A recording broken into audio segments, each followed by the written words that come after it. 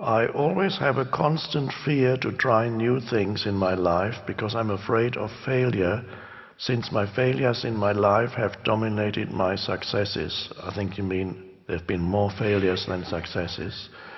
Therefore, every time the idea comes for me to learn or to try new things, I freeze, and my path to any kind of achievement and the ability to get in touch with my inner guidance is blocked. Can you please help me to get in touch with the wisdom within me? Fear of failure.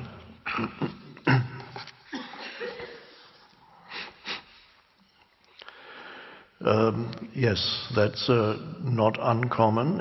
Of course, it's also a manifestation of ego, because the most important thing for the ego is the result of your action. It's focused more on what it wants to get out of the doing than the doing itself.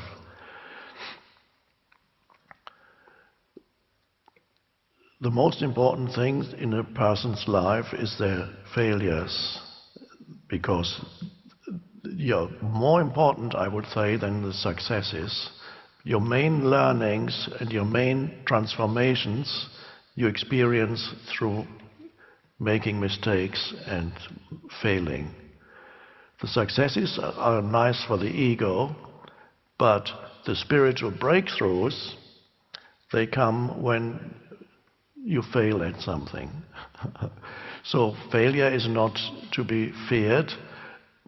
First of all, it often opens you up to the spiritual dimension and takes you beyond ego, if you have the courage to do it anyway. But also, you begin to learn what it is that is right for you to do, in many cases only by trying, by learning through failing at this and this and this, that these things do not resonate with what you really want to do. There was a time I was spared quite a few things in that respect, but once I applied to become a banker in the City of London. City of London means financial district. I had an interview at a merchant bank. How could I have been so misguided to seek an interview at a merchant bank in the City of London? Incomprehensible. The miracle is that they actually invited me for an interview, and the only reason being that I was at Cambridge University, so they said, okay, we'll talk to him. And so I didn't get the job. So that was very lucky, because if I had gotten the job, I would have been a dismal failure and probably would not have lasted more than a few months. And that would have been a wonderful learning, but it got shortened for me. I didn't have to go through it. I realized shortly after the interview that it would have been a terrible mistake, but not really terrible. There was a learning. There would have been a deep learning in it. Later I applied for a job at a university as it's called in England, a lecturer, assistant professor would be here. They invited me for an interview, and that was after I'd already gone through a shift in consciousness, but wasn't fully integrated with my personality, my life.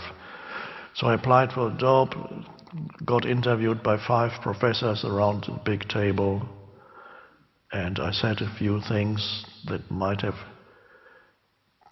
given them an indication that I wasn't really into the academic world.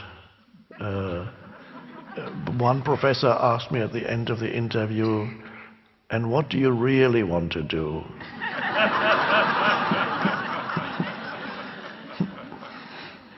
That was an important learning. And so when I walked away from there, of course I didn't get the job, luckily. that was a learning. I said, what do I really want to do? And I knew it's not this. I didn't know that I would become a spiritual teacher because I hadn't met this first person on the park bench yet that asked me a question. So to know what it is that you want to do, you may have to try out quite a few things and fail at them, and then finally find what it is that you really want to do. I talked to somebody, a relative of mine, who hasn't displayed any ambition in his life and stayed in the same job, simple job, for 25 years. And he said to me, we talked about failure and success, and he said, I've never failed at anything because I haven't tried anything. And it's true. So he was able to avoid all failure by not trying anything. But it does not lead to a fulfilling life. And sometimes failure means this is not for me. Sometimes failure means try again. And you fail and you perhaps try again. Especially if you enjoy the doing of whatever it is that you are doing, but then the result is not what you expected, but you certainly enjoyed the doing of it, try again. Let's say you want to become a musician. Now the ego may have an idea, it might have an image. You've been to concert halls and you saw these soloists on stage receiving applause, and you say, oh, I want to do that, says the ego. But you don't really have the love for music, you have the love for being a famous musician. So if you then start learning, then you won't be the greatest musician because the love isn't there. And if you then try again, you still won't succeed. And you try again, you still won't succeed because the entire premise is wrong. You have an egoic image of you as the great. The final result, the final outcome of your endeavor is to be the musician on stage that's famous and is being applauded. And you go, that's me. This is what I want to be. But in the meantime, you dislike the practice, and if you want to be on stage as a musician, you have to practice 5 or 6 hours a day. And you say, okay, I just have to get through this because I want to succeed at being a musician, and whatever it is, you practice. And then you get stressed and it doesn't feel good.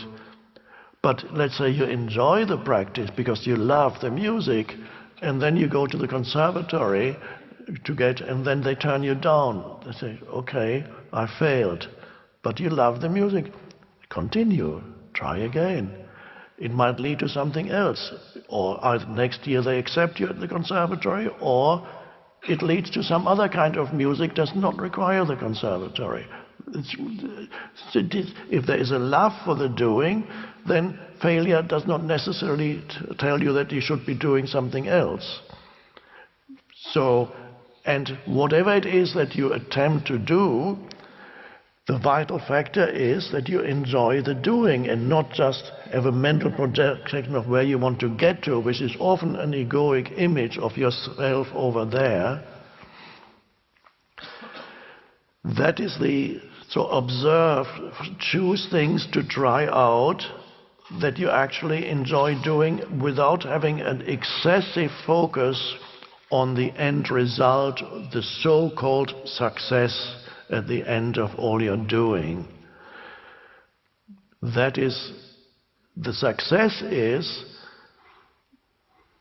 to be aligned with what you are doing. So if you're practicing music, you're succeeding all the time. If you're enjoying the doing of it, that is success, not some final outcome. The world is full of people, well, not full, but there are many people who have succeeded at what they wanted and were not satisfied by their success.